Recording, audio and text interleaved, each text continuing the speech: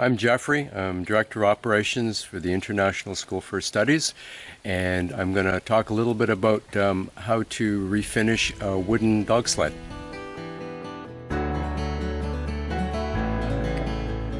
Hi. Here we have a traditional kick sled. It's almost a childlike sled for a small person, or if you like to go out with a team of dogs and have some fun, it's a great lightweight sled. Regardless, it's made out of wood. It's a traditional dog sled versus hybrids. There's very little plastic on this. There's very little hardware on here. A few bolts, a few screws, metal brakes, and so on. But for the most part, the integrity of this sled is designed around the fact that it's all wood with either nylon or fish wrappings. So this is the after product of actually taking a sled that was looking a little bit beat up, sanding it down, and instead of using varathane or urethane, which is more of a plastic-like finish, I've chosen to use boiled linseed oil.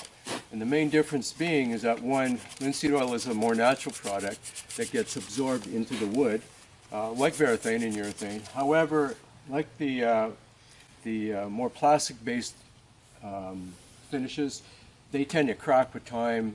They don't look very nice. They take more work, more sanding, and so on. So that's why we've chosen to use the boiled linseed oil. And the end product is a really nice natural sled. This sled is probably at least 7 or 8 years old, and it's used every winter.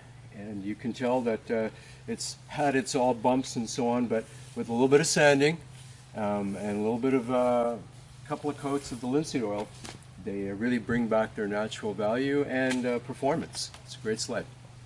Thanks for watching. Just a great reminder that anybody can restore their equipment.